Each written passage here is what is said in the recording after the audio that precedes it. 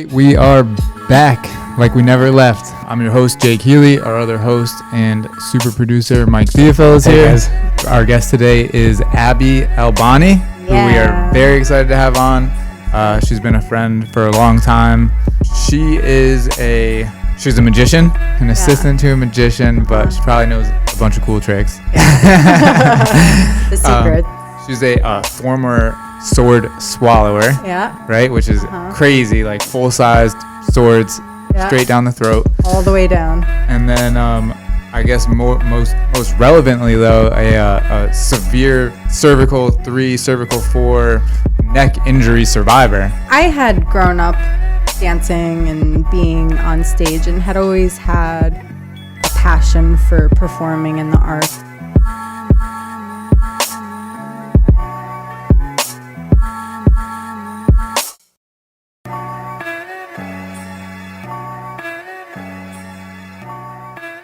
This is the Dream is Free podcast. We are on episode 9. Yep. Episode 9. I'm your host, Jake Healy. Our other host and super producer, Mike Theophil, is here. Hey, guys. Our guest today is Abbey Albani, who we are very excited to have on. She's been a friend for a long time. Know her and her whole family. Yeah. She's a magician, right? Yeah. In so many words, I was an assistant to one. Okay, an assistant to a magician, but she probably knows a bunch of cool tricks. The secret. She's a former sword swallower, right? Which is crazy, like full-sized swords straight down the throat, all the way down. And then I guess most relevantly though, a severe cervical 3, cervical 4 neck injury survivor. Yeah. Right? Mm-hmm. Which is probably, the most relevant thing here. The most relevant today. Yes. And the craziest part, And an incomplete quadriplegic, right? Which is, explain what that is for us. So incomplete means that the spinal cord wasn't severed. So it was more crushed than anything. So there's more of a chance of regaining function and things like that, being able to walk. As we're a severed, most likely it's just kind of just done.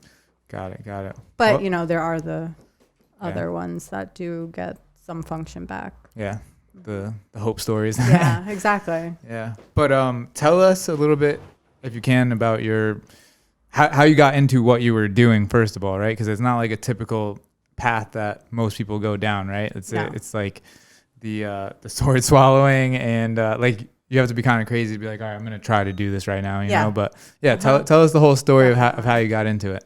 So I had grown up dancing and being on stage and had always had a passion for performing in the arts and stuff like that. So when I was about 18, I moved down to Florida and was just waitressing and kind of not really doing much with my life. Why Florida? Just my stepsister moved down there. Okay. I wanted to get out of Connecticut, and she was like, "Come move with me. It will be great. We can get an apartment together." And I was like, "All right." There was nothing going on up here for me. I was bored and just not really happy being in Connecticut anymore. Yeah. And I was like, "Sounds good. Yeah, Take it's it warm out." there. Why not? Yeah, exactly. So I was there for about 5 years.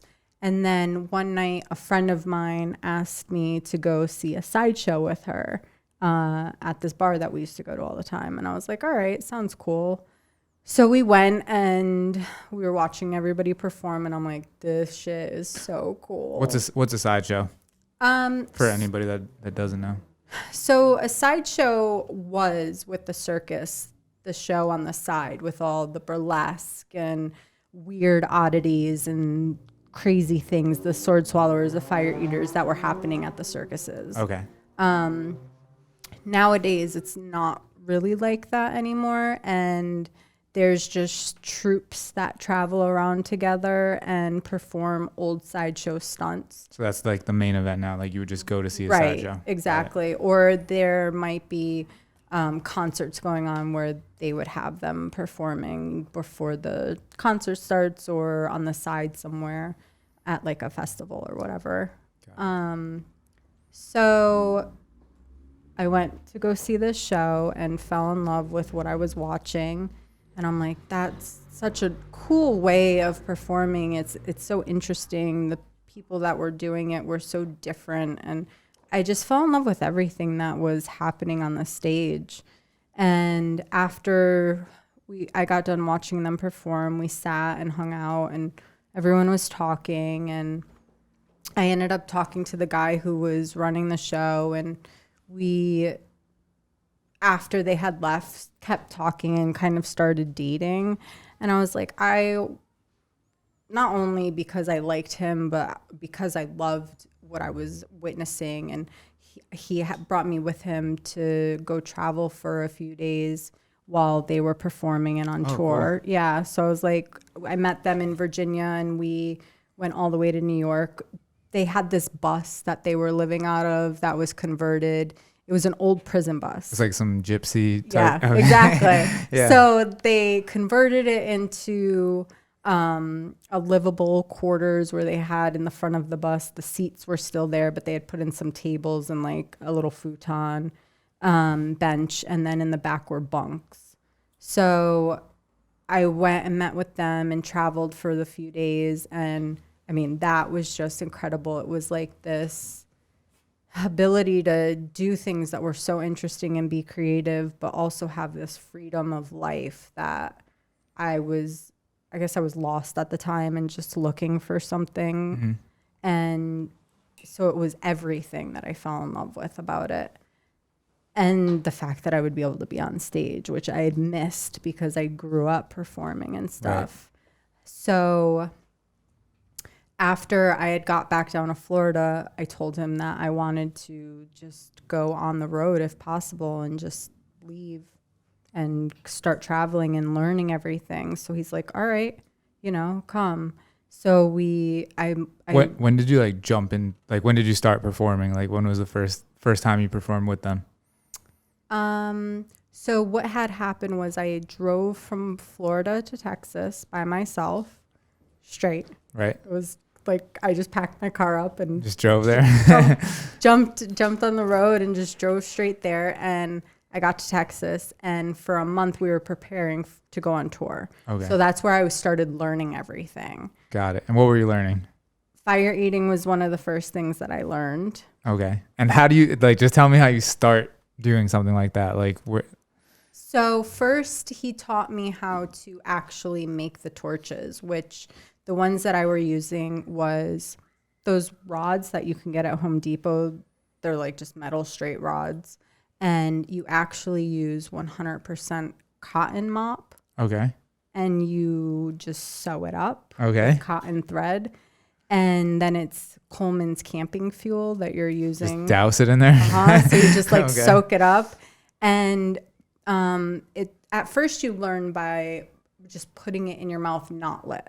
Okay. To get the feeling of the way to use the torches and how it feels to like how you have to open your mouth and things like that. Okay. And then you light it and you just start trying to put it in your mouth and working with the fire and getting a feel for how hot it is and got it. Getting over the fear of the fact that you're putting fire in your mouth. Yeah. Right. Exactly. It's crazy. Yeah. Yeah. I've done some crazy stuff in my life, but like I just can't ever picture myself being like, all right, here we go. I'm going to try to I'm going to eat this fire. That sounds crazy.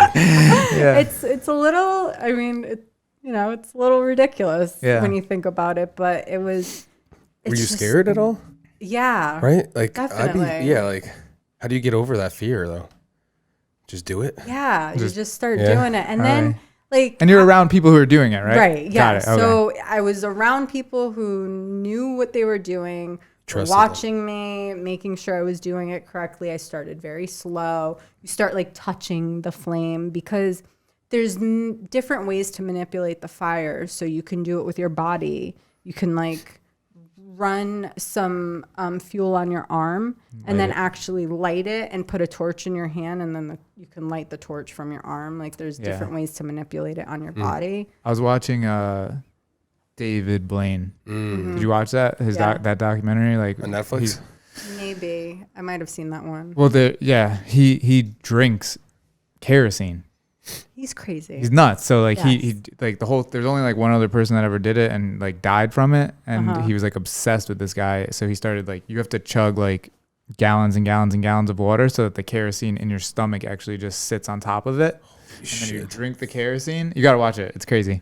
And then he like figures out how to like, I don't know, throw it up into fire. It's he's a weirdo. He's crazy. I think he was the one that I saw was doing the bullet catch. Yeah, Did he you does see that all one? that. Yeah, Did he actually do it? Yeah.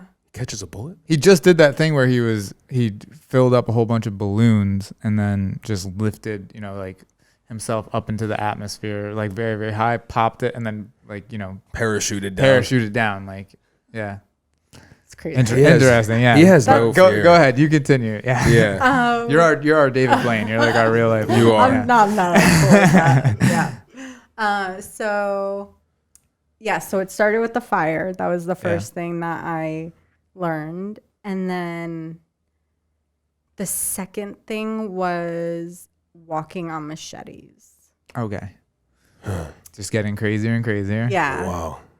Wow. Which pointed up or? So they laid a cross in the style of a ladder. Yeah, I could feel it in my feet Right, now. me Thinking too. about something cutting my foot. Yeah.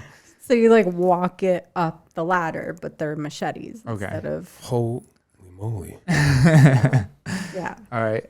And then I was also at that time learning how to do the blade box, which is kind of like a magic.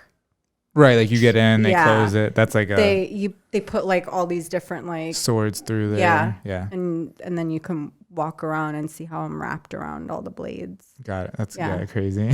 So that's cool. And then at that point too, I was also the human dartboard in the show. So explain that. Yeah, one. what is that? You just throw darts into the back. Into your back? Yeah. Okay. Yeah. There's some videos on YouTube of that happening. And there's no way around that pain, right? It's just you have to be a little twisted. Yeah, I was just a little crazy in that. I was just like not all there. No, okay. Yeah. All right, that's So, awesome. When I first started touring with them, that's what I was doing. I wasn't sword swallowing yet. Okay. That kind of came later on. I was learning how though, and that took months. Okay. That was like the Rightfully ultimate so, of yeah. what I wanted to learn. Because I'm like, if I'm gonna do this, I want to be doing the craziest stuff that I can be doing, and Right. like the hardest. I want to keep push. Because once I started pushing myself and learning all these things, I was like, all right, what's next? I need more. And it just, Addicting. Like you just, yeah. exactly. Like I was learning how to walk on glass, everything that I can learn that was possible and that I was able to do in the show, I was doing. And this whole time you're traveling around the country. Living out of the bus. Yeah. Just doing different shows all over the place. So that's pretty cool. Yeah. Anywhere, where's your favorite place that you've been to? With that show, probably was when we got to go to Sweden and perform at some metal festivals. That was probably the coolest that I did with them. Got it. And how long were you with them for? It was probably a little over a year. Okay. Yeah, so we traveled around everywhere, traveled to Europe, traveled the U.S., living out of the bus. And then we ended up landing in California for a while, and we were busking on the Santa Monica Pier. Okay. What's busking? What's busking? Yeah. Street performing. Oh, cool. Yeah. That's Nice. awesome. We Yeah, were it's doing dope. that for a while. That was really cool. Just standing outside all day. Doing crazy Yeah. shit. Crazy ass shit for people. Yeah, it's dope. Seriously. Yeah. So, and then him and I ended up parting ways, and I stayed in California. Okay. Yeah. So that's how I ended up out there for a while. And then where'd the path go from there? What's the rest of the? So I stayed out there performing, just doing solo stuff at that point, or finding other performers that I was friends with that I would do shows with and kind of travel wherever I could. And, I would travel here, there by myself or with someone else, or find other shows to be a part of. And then I was out there for about a year and a half. And then where did I go? I went back to Florida. Okay. It's hard for me to remember everywhere. Everywhere you went. Yeah, it's a lot of places. Yeah. Probably. So then I went back to Florida for a few months, and I was living out there, still performing. I never really stopped performing. Like, that was just I found a way to make Make it a work. dollar to live and eat and pay rent if I had it. And, but the performing was all that really mattered. So I was finding ways to make it work. And then a girl from Reno who was a producer found a video of mine on YouTube, and she contacted me and asked me to come do a casino show in Reno.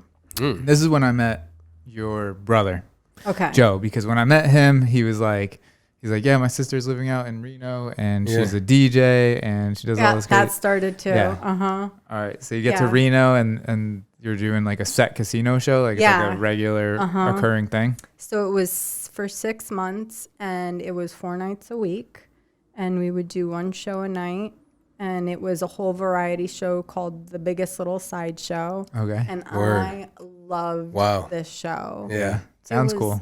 It was The Biggest Little Sideshow. That's a great name. Yeah. Well, because they call Reno the biggest little city. Oh, cool. So Never knew that. Yeah. So she named it The Biggest Little Sideshow, and it was so cool. Everybody in that show was amazing. They were so talented. There was dancing and pole acrobat, and I was the sword swallower, and I walked up the ladder of Machetes. We had a contortionist that ate fire while contorting. Yeah, That's crazy. You probably have met the craziest people in your lifetime just doing they're all this stuff. wonderful though. They're it's just so they're so creative and weird, and it's just it's a beautiful thing. Yeah, it is. Really. Really, it is. Got it. So then I stayed in Reno for a while. I think I was there almost 2 years, and I ended up doing 2 more casino shows. And that was probably like the height of my performing. I was making good money doing it. It was like solid work. I was working all the time doing these shows, or I started go-go dancing at the clubs out there because all the girls that I was working with in the shows were doing that. So I just got involved in this awesome community out there. Like, Reno's awesome. They have especially a great for a performer, right? Because it's just a different group of people probably cycling through there on a weekly basis, right? Yeah, it's just, and everybody's really nice. Like, it was just a really good place in my life. Like, probably the happiest I was performing was being there. Got it. Yeah. So then the last show that I did in Reno was for 3 months, and it was a magic show. So that's how I then got involved in doing Grand Illusion Magic. Which is just like the big illusions where you look like you're floating, and the girl's jumping from one box to the other and looks like she's jumping across the stage and stuff like that. Okay. Yeah. Got it. And where'd you go from there? So then after Reno, the magician that I was working with in that show, he had come from Luxembourg, and they hired me to work in that show because he couldn't bring his assistant, I guess, from Luxembourg with him. Okay. So I auditioned for that show, and they ended up hiring me. And what's an audition like? Yeah, that's a good question. For that, it was, I had to send in headshots and things like that. And then I met with the producer, and he kind of just got a feeling for me. And then I came in and worked with some of the props to make sure that I fit first. And then just to see if there was like a vibe with the magician, how it would look on stage, us together and stuff. Okay. And I ended up getting the job, which was awesome. Nice. Because I had never done magic before besides the blade box and the show.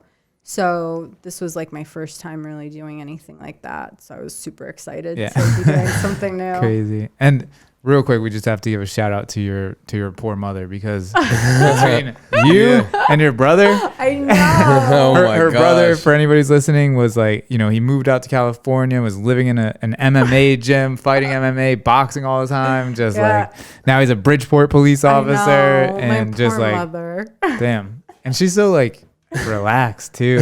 Even keel. I'm sure she has another side to her, but yeah, she, and you know what's awesome about her is she's always been so supportive no matter what we were tormenting her with. Yeah, I remember seeing her like we were at a fight at the casino for your brother, and like just her watching like.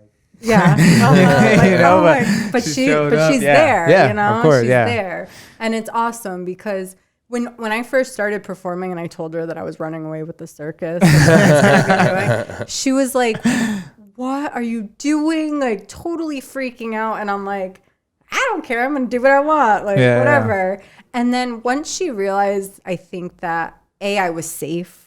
It wasn't just some like crazy thing I was doing, and that I was serious about really wanting to do something with this for my life. She showed up to every show she could. Oh, wow. Like she traveled all over the place just to come see me. That's awesome. So it was really, really nice. And then even with my brother, like every fight she could go to, she was there. When he wanted to move to San Diego and live out of that gym, she was like, all right, like, do what you got to do. After dealing with you, she's like, I shouldn't expect anything less. Like, this isn't so bad. Yeah, exactly. It's just like, oh, okay. So, yeah, she's been great. Yeah. Yeah. So now you're in Reno working on the magic show, the big what was it called? The Big Illusion? Yeah, the Grand Illusion, sorry, okay. So we did that show, and the guy that I was working with for that show said that he was putting together a tour that was going to go through Luxembourg and Germany. And he asked me if I would move out there and do the show with him. So naturally, of course I was like, yep, let's go. Luxembourg is like one of the most beautiful like places that you could live too. It's gorgeous out there. Yeah, it really is. Like, it's just the architecture and stuff just blew me away.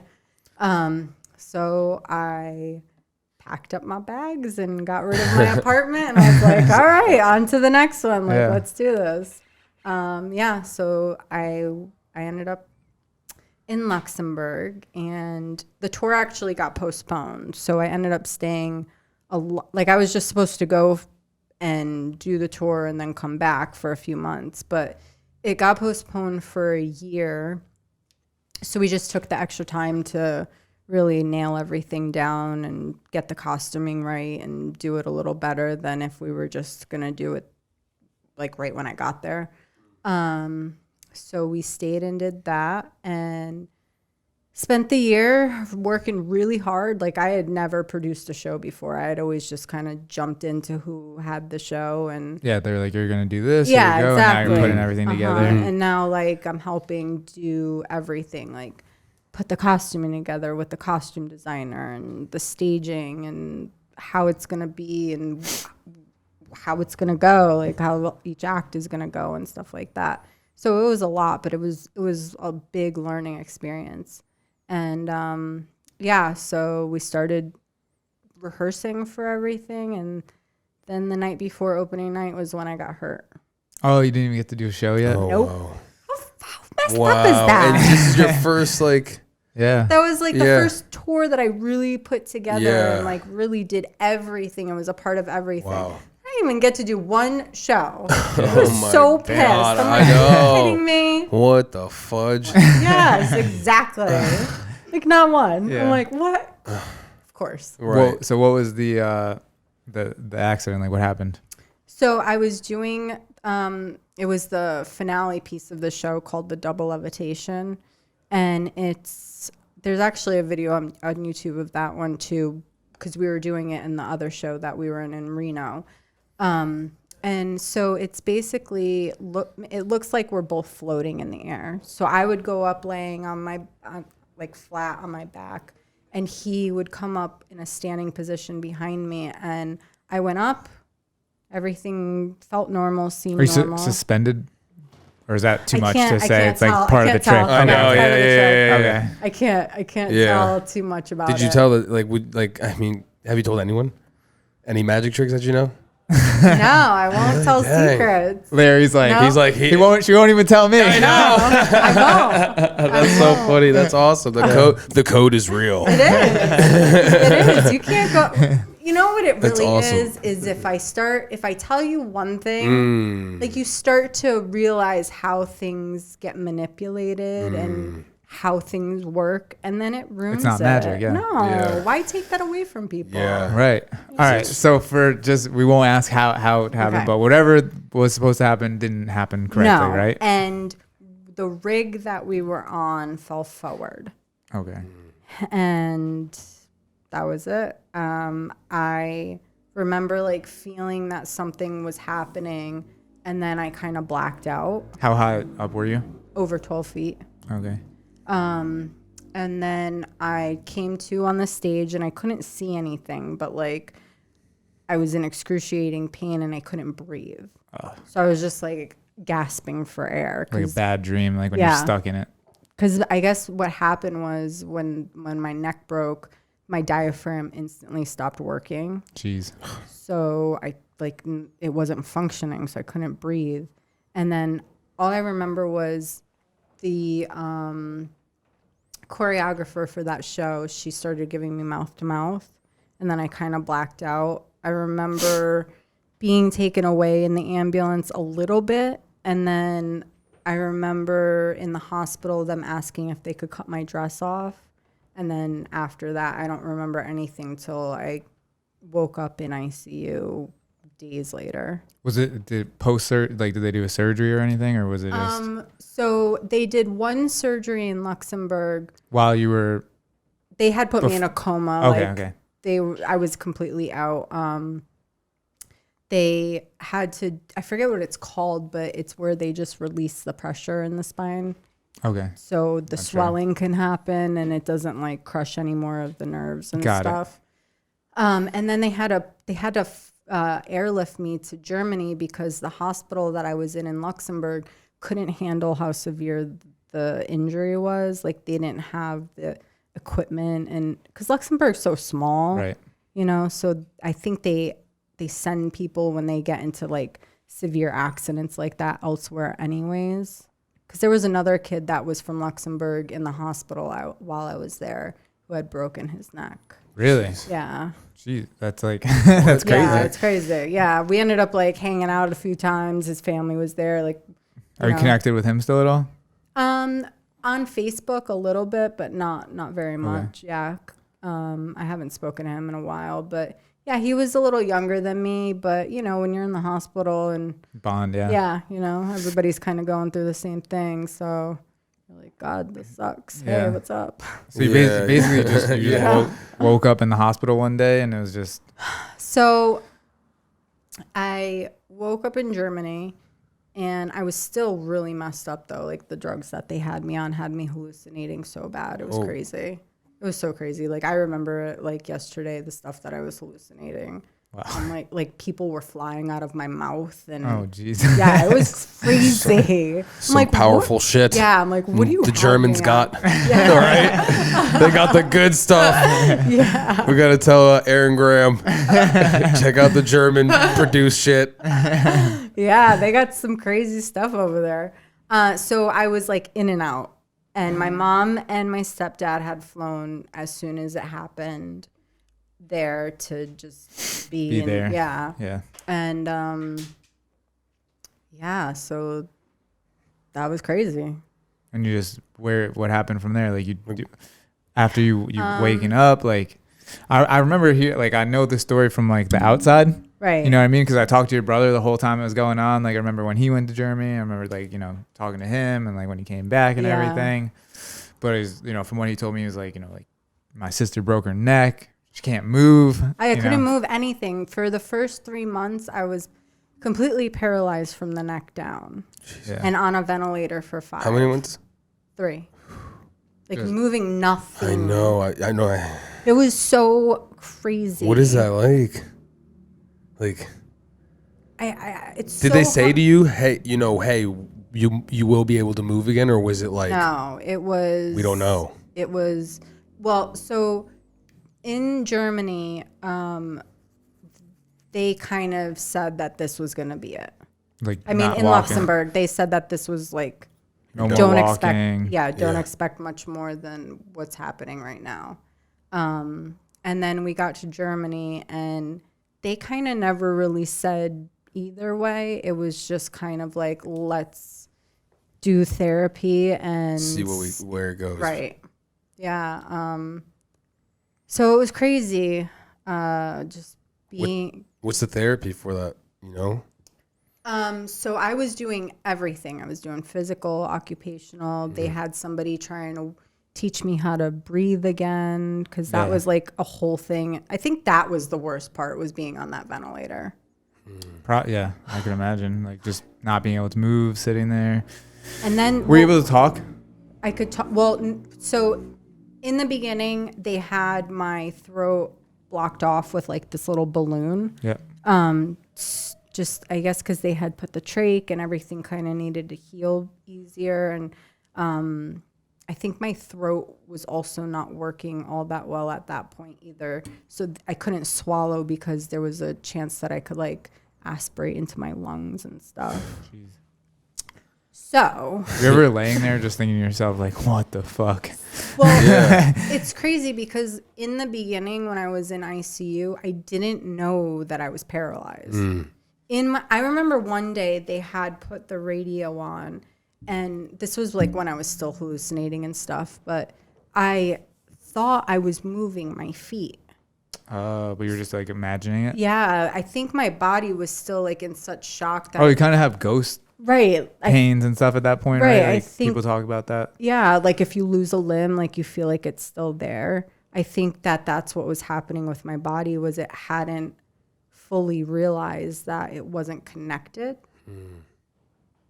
So yeah, it was crazy. Yeah. So what happened after that? So then I'm on the ventilator and I can't swallow yet. At one point they had to like put this tube down my nose into my throat to check to see how everything was healing. And I thought that the guy had put a camera down my nose that I swallowed, that he left in there. Like crazy things happening in my head at that point. But I hadn't realized. So one night, I think it was once they started lowering the medication and stuff, and I started being more aware of what was happening.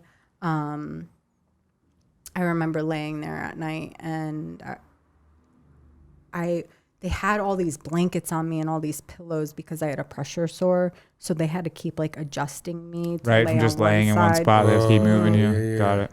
And I remember I woke up and I was so uncomfortable, like everything hurt, and I went to go try to move and adjust myself, and I couldn't. And I just lost my mind. Yeah. Because it was at that point that I was finally conscious enough to realize what was going on. Yeah. And that who is there? Just your family is there? And so at that point, it was at night. I was alone. Oh, man. So one of the nurses came, and she was kind of like comforting you. Yeah. And I was like freaking out. Yeah. Shout out to the nurses. Yeah. Right? Yo, Oh my we said God. this earlier today, right? No, or yesterday. But yeah, we were talking about how great nurses are, like just in general. Yeah. The things those women and men do I know, for other people. They're selfless. They're the most my God. Yes, for sure. Their hearts are like so awesome. Yeah. It's amazing. Just to deal with shit all it's day incredible. long and my like God. from every still end. be like kind and everything. Yeah. I know. So kind and so caring and like warm and compassionate. I don't know that I could ever do the things that they did for me. I definitely couldn't. No. Like, I don't know that I could do that. Yeah. No. Like the warm and compassionate part, sure. But the other stuff. Yeah. Yeah. Just the stuff you're seeing all day long and like the, just the cycle of all, just nonstop. You know what I mean? It's like you have to be able to compartmentalize that and they're taking orders all the time too on the side. Like it's just a lot. Yeah.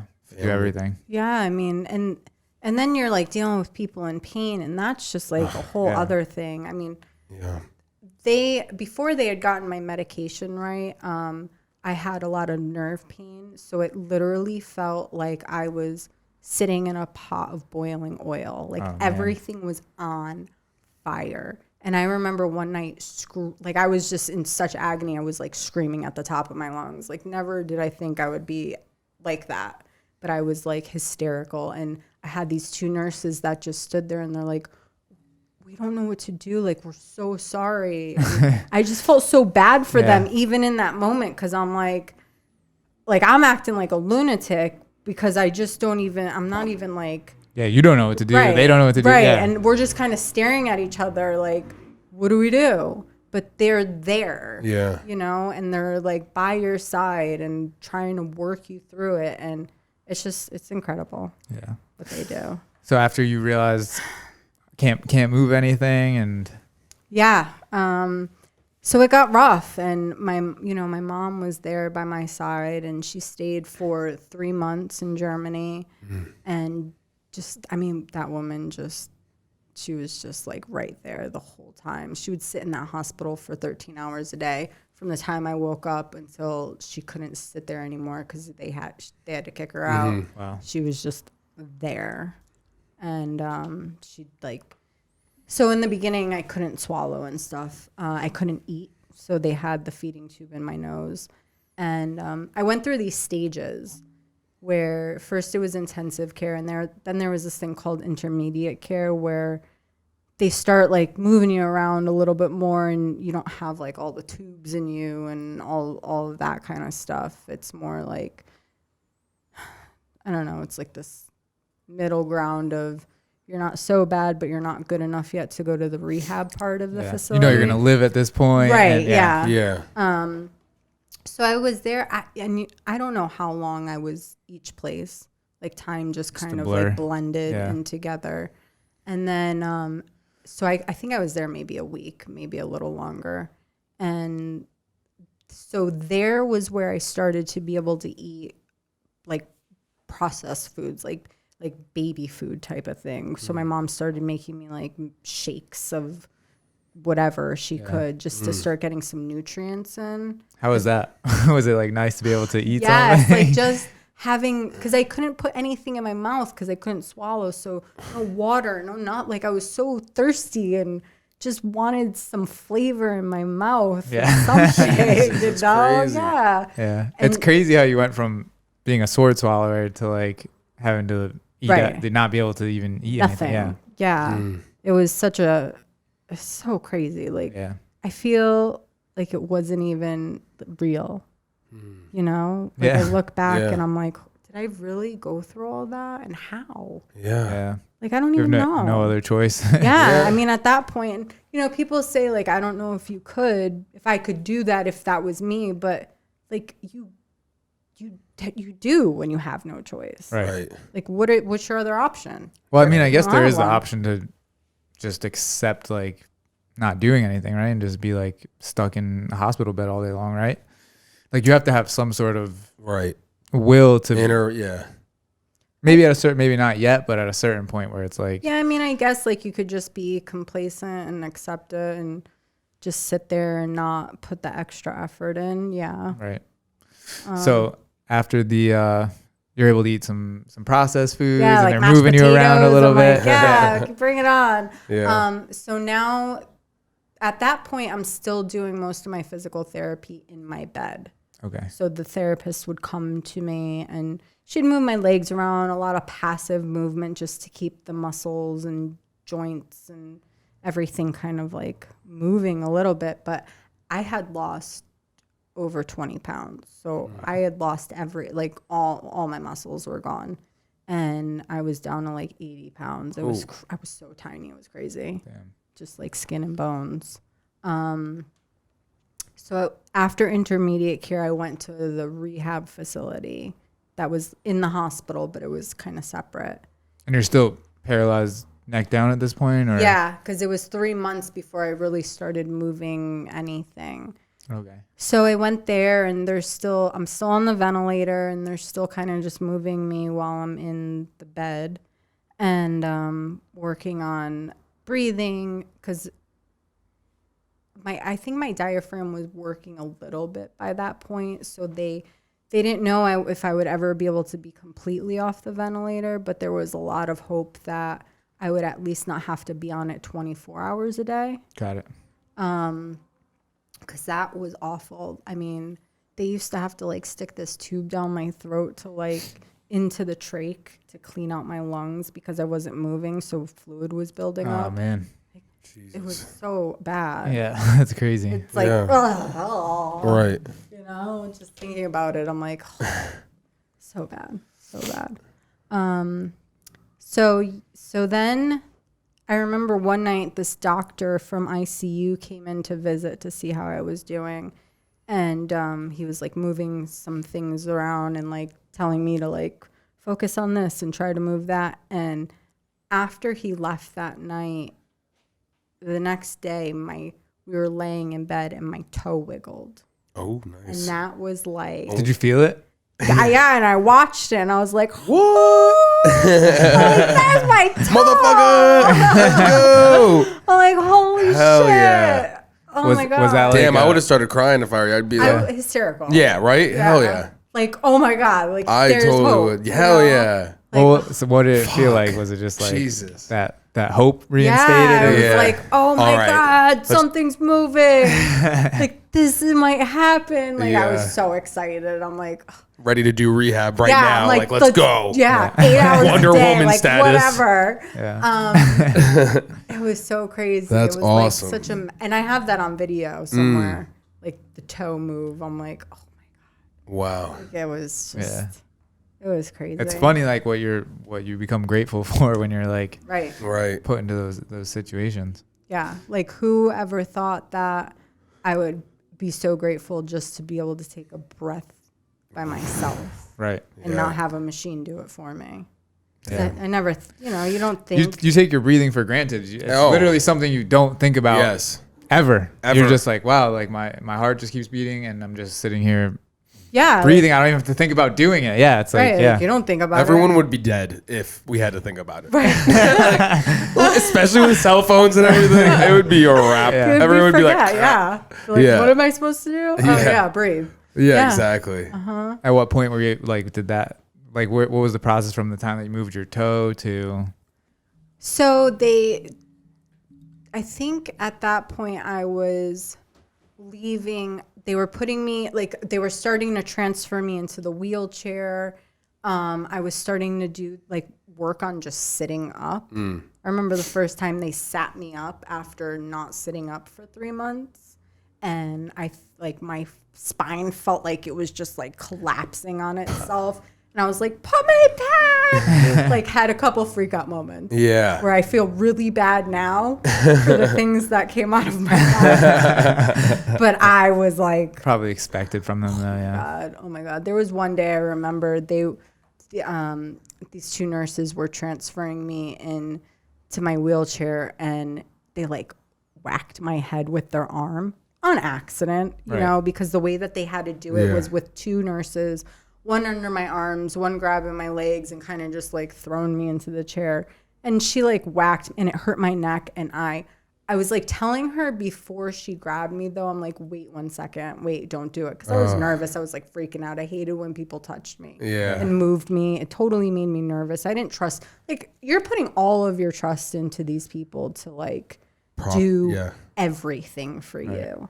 So, you know, I was in one of my moods and I'm like, don't touch me. And so she went and I started freaking out. I felt so bad. I really felt so bad. I'm like, I'm so sorry. They probably understand though. Yeah. So, so then we started working on my breathing. So how that went was they would take me off the air and I would have to try to breathe. And we would do it for like a minute. And then 1 minute the next day turned into 3 minutes. And then it kind of went on like that to where it got to where I was half a day without it. And then I would have to sleep with it on. Got it. And then finally I was going 24 hours. They had to check the oxygen in my blood to make sure that I was getting proper oxygen. And then they had to do testing on my diaphragm to make sure that it was functioning properly. And at one point, the first time, they actually had to put me back on the machine for like 4 or 5 hours a day because my diaphragm just wasn't working good enough. And I got really nervous that like, All the progress was, yeah, that I was going to end up being at this point where I would end up having to use the ventilator for a period of time every day and not be able to go without it all day. Yeah. So then I started like really working hard, really working on like the exercises for your diaphragm and breathing and stuff like that, because I was like, no way am I staying on this thing for the rest of my life. Like that's just not happening.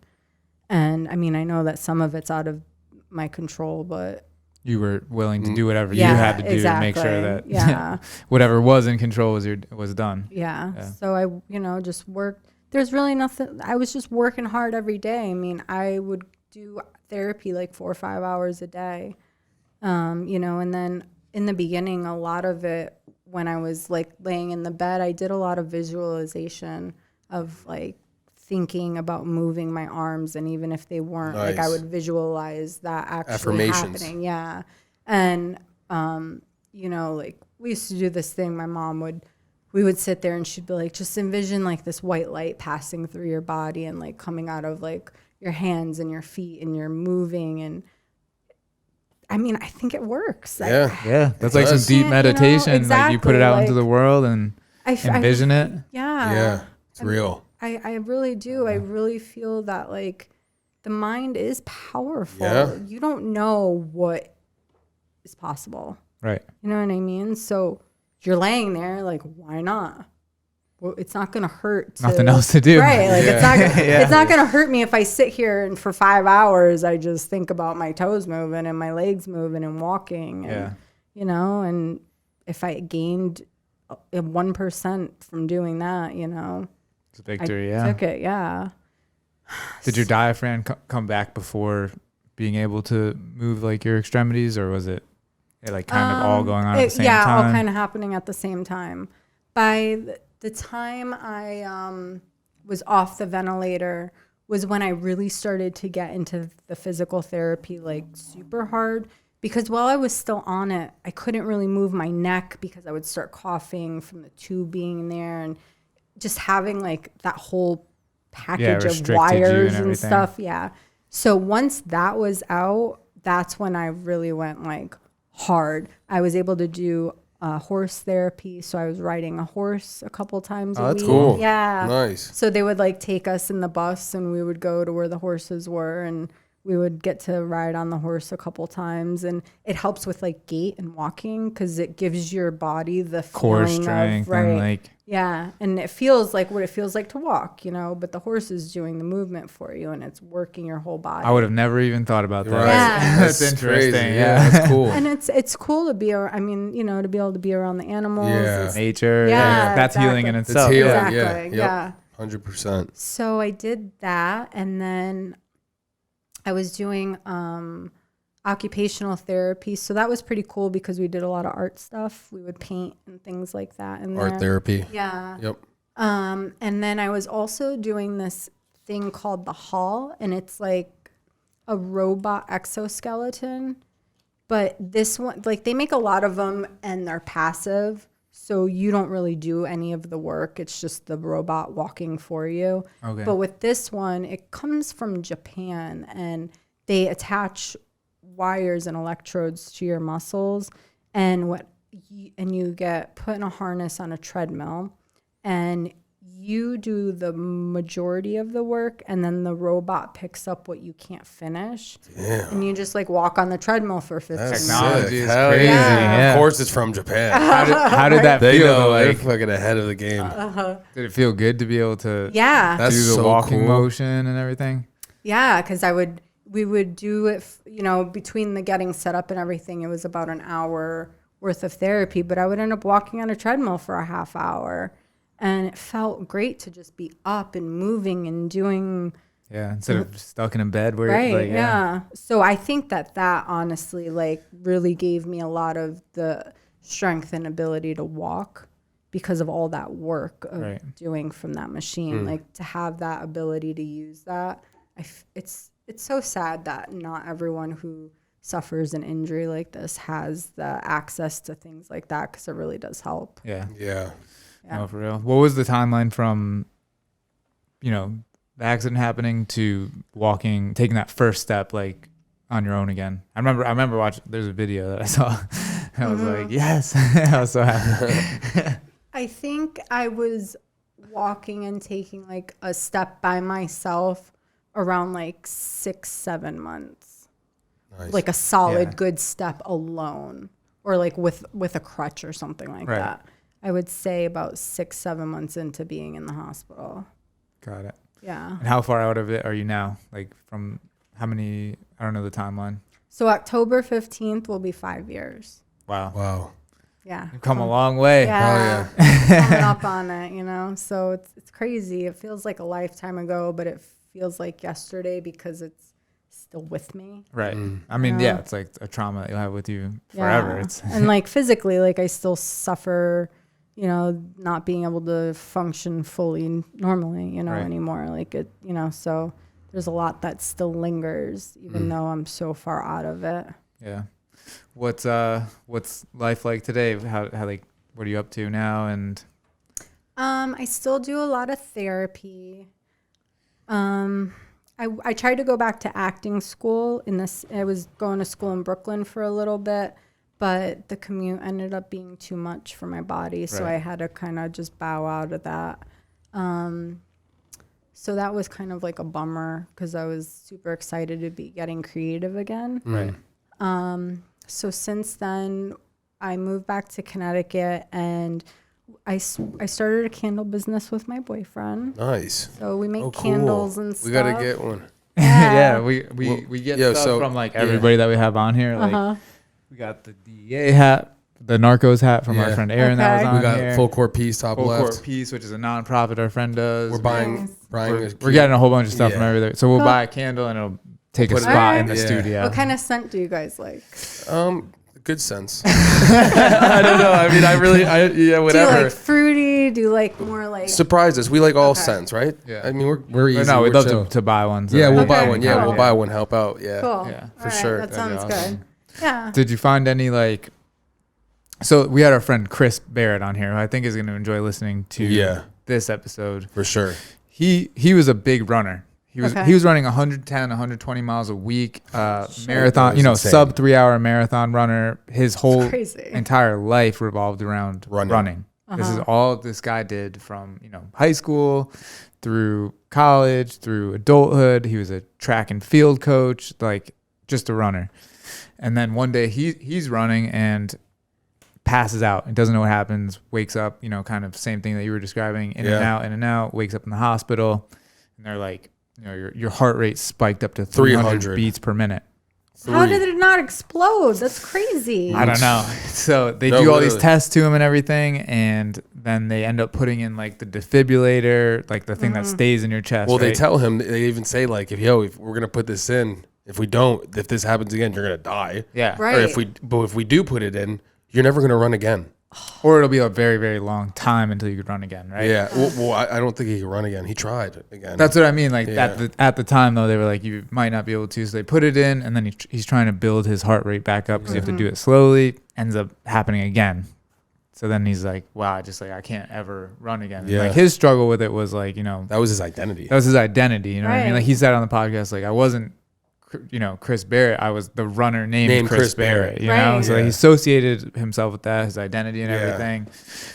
And everybody who knew him, like in Fairfield around the area, knew him as that. And The then- runner.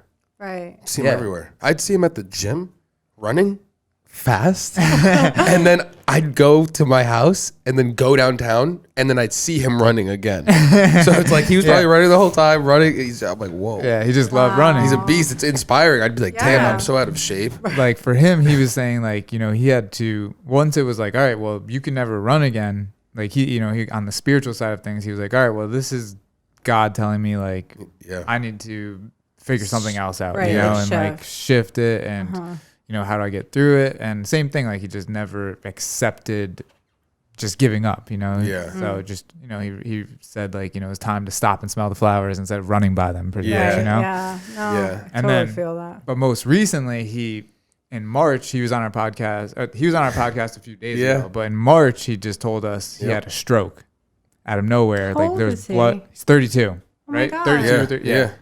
So he had blood pooling in his heart and shot a clot through to his brain. Yep. Stroke in the hospital. Half of his body was paralyzed. And then he had to relearn how to, you know what I mean? Like they walk again from all that happening. And he comes, and then like a couple, what is it? March till now. I'm not good with math, Jake. But, like a few months, a few months. He's in here doing the show, and he's telling us he doesn't even. It could happen at any time. Yeah, he's living with that all the time. So like something could just happen. His heart, right? He's got the heart, like whatever going on with his heart. So he doesn't, his whole thing was, but he was describing like in the hospital, not being able to use his, he went to go grab his fork. Yeah. And it was just like, didn't work. And he's like, his whole thing was like, you got to be grateful for the fact that you could grab something with your hand, the fact that you could breathe on your own, like stuff like that. Like I think when he listens to your podcast, he's going to be like, damn, like I should be grateful for everything that happened to him, because he kind of found light in it. He puts his story out there, same thing that you're doing, and it's like, he wrote amazing thing. Writing a book, right? Oh, he's gonna put a book together. Nice. There's a lot of ways, where you can inspire people, in this world. Just talking about it, 'cause you don't know who's all the other people that go through it or have their own sort of traumas that are similar to it, or put their life into perspective to them. Yeah. I remember I did like a speech at a magic convention in Las Vegas a few years ago. And it was kind of like a TED Talk setup where I talked for like 20 minutes about my story, and I had some video playing and things like that. And afterwards, I had grown men coming up to me on their knees, like crying. Wow. Mm-hmm. Like, just like I'm going I almost wanted to, honestly, but you have a powerful story. I really was. I'm like, but I'm emotional. I am. But it's just like crazy. Like, you never know what somebody's going through, and like just what you telling your story and putting yourself out there.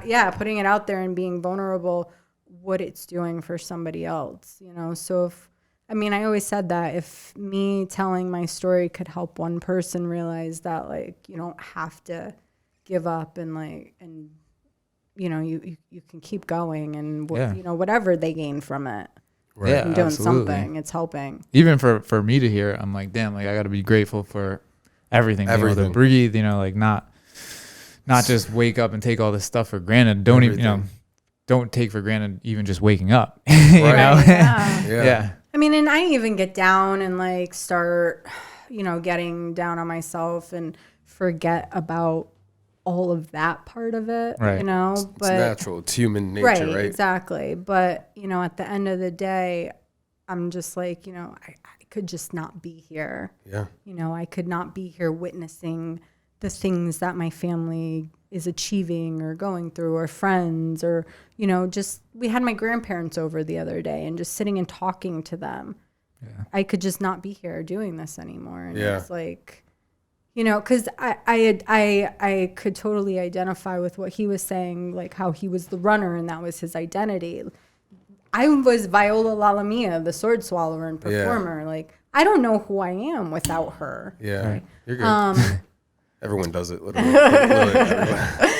But like, I'm still 5 years later struggling with the fact that I can't be on stage performing. And it's so hard because I don't know who I am without her, because I was that and for so long that, and I loved it so much. Like, it wasn't just like a thing that I did. Like, I truly love being on stage. Like, there's just something therapeutic for me where I just feel more like myself there than I do in life. Got it. For some reason.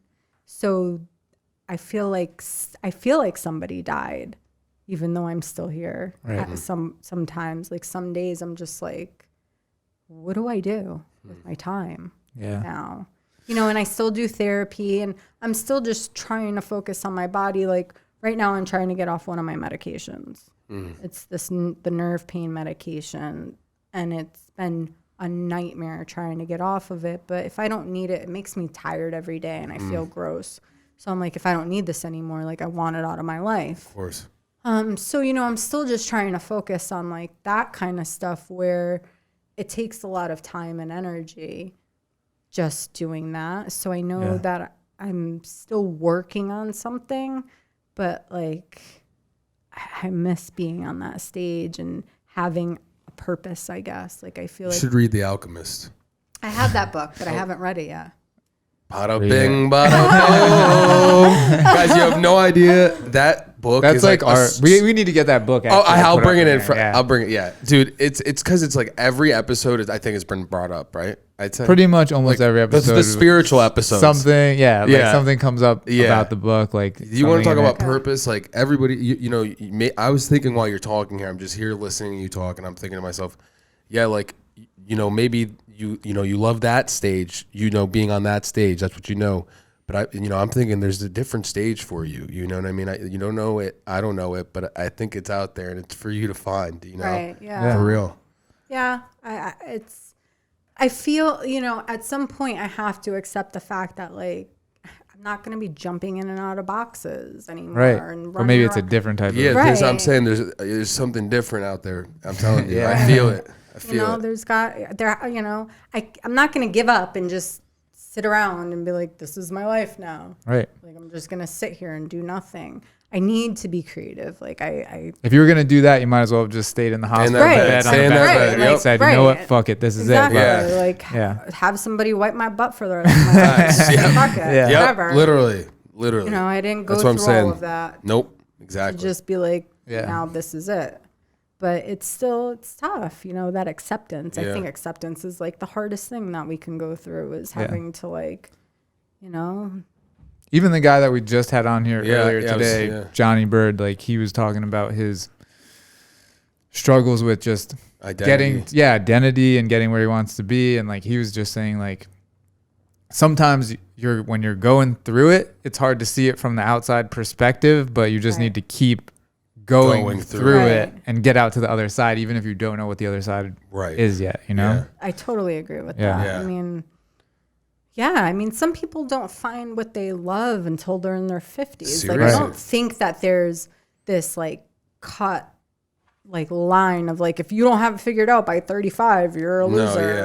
No, yep, not at all. I agree. Everyone runs this race at their own speed. Yeah. I think once people start figuring that out and stop judging everybody, it's going to be Right. a lot more peaceful place, I swear. Right. And another thing that another guest on here told us is you never figure it out. Yeah. You never Do you have it. really? You never Yeah. have it. Yeah. Yeah. Right. And I think that that's part of like the issue that I deal with now is I thought I had it figured out. I'm like, this is my life. I will be performing until no one wants to watch me on stage anymore because I'm like old and wrinkly 80, or yeah, whatever. yeah, exactly. Right. But like, this is it. Like, I got it. Like, this is what I'm doing. Yeah. I don't have to think about nothing anymore. Yeah. Like, I'm just going to think about doing my craft and that's it. Yeah. And now I'm like, Life is what happens while you're making plans. right. Exactly. Right. Yeah. Exactly. So, one day at a time. Maybe Yeah. you guys start a YouTube series with your adventures of starting this new candle business. That'd Yeah. be cool. Well, we started a YouTube channel because during quarantine, I saw some of the videos. You saw on those Instagram, videos? too. Where- They're We'll put 'em in the funny, very links. funny, yeah. We'll put them in the link for this video. Yeah, Yeah. we were doing those remake videos. So, yeah, I like doing stuff like that. Yeah, I'm telling you, like how you create the candles and stuff or whatever. You know, Right, if you- yeah. you know, I don't know the process. I'm not a candle guy. It's interesting. you Yeah, know? I bet. There's a science to it. It's crazy. That's what I'm saying. Film it. Yeah, We got cameras. You guys can borrow some. cool. Yeah, we'll help out anytime Yeah. we We'll can. come make candles right here. Yeah, seriously. That'd be cool. We could even bring this gear there to your shop, honestly. It's the house. Oh, But it's on a sweet. lake. It's a great backdrop, Oh, Yeah. that's dope. That's awesome. Yeah. That's awesome. Where can people find you on social media? Where can we find your candle business? Give us, Give us the the lowdown of. So the candle business name is Bonalucci. We have a Facebook, Instagram, and Etsy account. And Cool. then, my Instagram's Viola Lalamia. Yep. VIOLA LALA. Okay. MIA. On Instagram. Got it. And then, I'm on Facebook, Abbey Albani. Got it. Yeah. Sounds good. We're gonna tag you and everything. And do you have Cool. anything else like that you wanted to say? Anything to get I out don't there? know. And whatever, yeah, I don't know. I just. No, I mean you've said it. You've said more than enough life's already. crazy, You go through life and things happen and gotta just roll with those punches. Yeah. Well, thank you for coming on. I think it's going to be an inspiration to a lot of people when they hear it. Hell yeah. Yeah. Thanks for having me. This was fun. Yeah, we can't wait to have your candles and come see how you guys make them. We'll film it. Okay. Sounds good. Good day, good night, and good morning. Until next time. Thank you. Thanks.